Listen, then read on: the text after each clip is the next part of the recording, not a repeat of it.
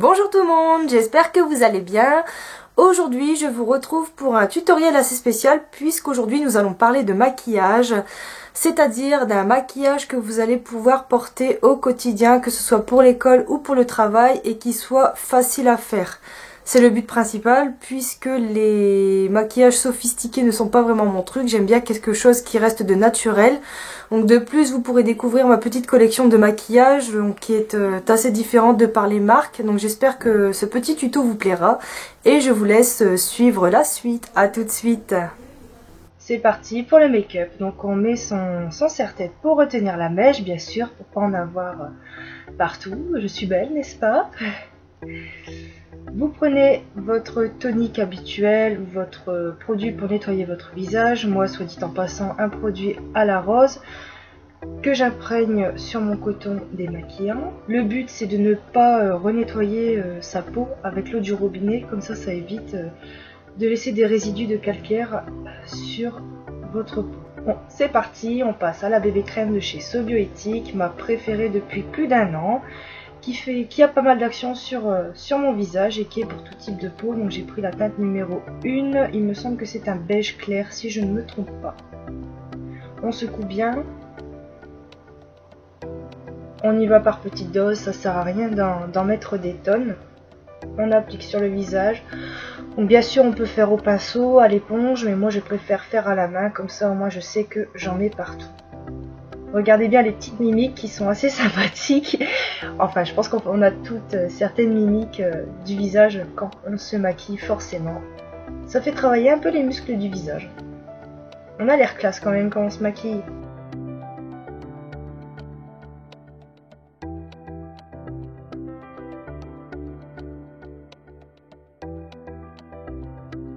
Bon là bien sûr, je suis en train de prendre mon petit miroir qui va me permettre de me maquiller plus confortablement parce que forcément c'est pas évident de faire ça en vidéo. Il faudrait pas que j'oublie certaines parties du visage.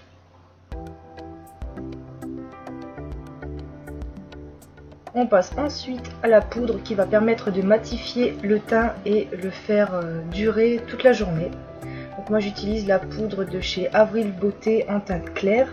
Il me semble que ça coûte environ 7 € et j'ai ajouté une petite éponge à fond de teint parce que forcément j'ai testé au pinceau et c'était pas terrible, ça laissait des résidus de poudre au niveau des yeux et je trouve que depuis que j'utilise cette éponge c'est beaucoup plus facile et pratique à mettre sur le visage, même pour le dosage. Comme vous voyez, il m'en reste plus beaucoup, mais j'en ai déjà recommandé sur le site Aya Nature. Et comme vous pouvez le constater, ça garde un effet naturel. Je ne fais qu'embellir la base de ma peau.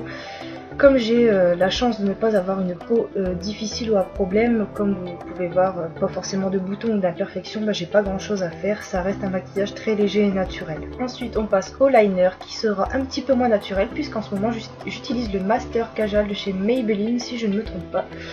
C'est un kajal qui tient toute la journée et qui donne une teinte vraiment très sombre, très noire aux yeux. Ça fait ressortir un petit peu la couleur des yeux et ça agrémente un petit peu le maquillage pour lui donner un côté un peu plus sophistiqué. Étant donné que ça reste un maquillage assez naturel, assez neutre, et bien forcément je rajoute une petite touche de noir pour ajouter la profondeur à mon regard. Forcément c'est moins facile quand on se maquille devant la caméra. Regardez, j'en fous partout.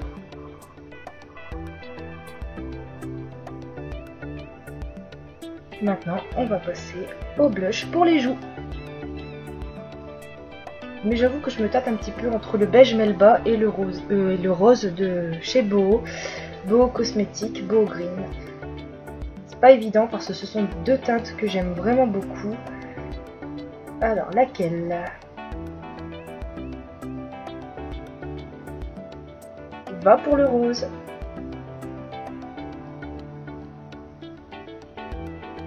Nouvelle teinte que j'ai sélectionnée parce qu'avant je ne fonctionnais qu'avec le beige Melba qui m'a duré un peu plus d'1 an, je dirais à peu près 1 an et demi, donc pour une utilisation quotidienne, donc ça va plutôt bien.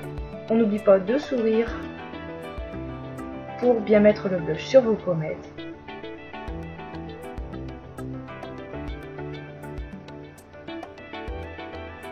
Regardez ça, comment je fais ça bien, dis donc. Presque une pro du maquillage. Good. Ensuite, on va passer au mascara. Avec le mascara audacieux de chez So Bioéthique qui me semble être un noir chic. Donc la teinte numéro 1. Mascara que j'ai dans ma trousse de beauté depuis un sacré moment.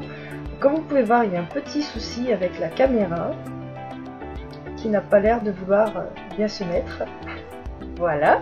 Et voilà la partie que j'aime le moins, le mascara, parce que c'est super long, très chiant à travailler, mais en même temps ça fait partie du maquillage et qu'un regard de biche, on ne dit pas non forcément, et que ça se travaille.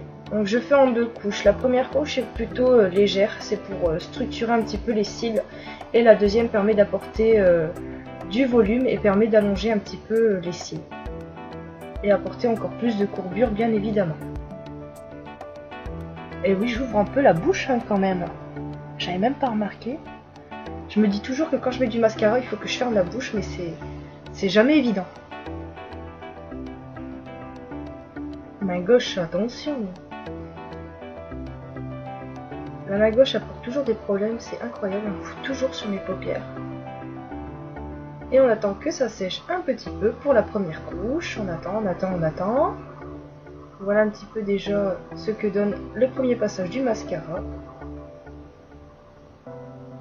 Et on attend. On passe à la deuxième couche. On reprend le même.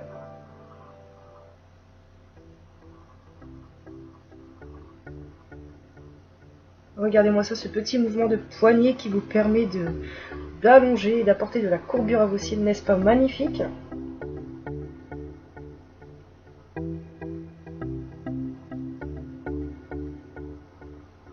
Et voilà. C'était sûr, ça devait arriver. C'est la main gauche. C'est toujours moins évident et j'en fous toujours partout. Et voilà, le tour est joué. Il ne reste plus qu'à enlever le noir caca sur vos yeux.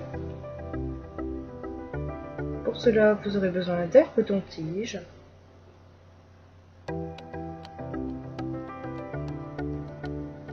Ce mascara n'est pas waterproof, donc ce qui fait que si vous chialez comme une madeleine, vous en aurez partout. Donc, faites très attention avec ce mascara qui est sublime, qui vous fait des sacrés yeux de biche, mais qui malheureusement n'est pas waterproof. Et je n'aime pas vraiment le waterproof parce qu'il est vraiment très difficile à éliminer. Donc pour moi, c'est le mascara parfait. Et voilà. Votre teint est terminé. Comme vous voyez, il n'y a pas besoin d'en faire des tonnes pour être comme il faut. On remet bien ses cheveux et le tour est joué. Comme vous voyez, mon maquillage n'est pas très difficile à faire puisque c'est vraiment la base des bases. Je ne suis pas maquilleuse ni quoi que ce soit, mais je trouve que ma façon de faire mon maquillage est parfaite pour moi, donc voilà. Je suis plutôt contente et je suis ravie d'avoir partagé cette vidéo avec vous. À bientôt!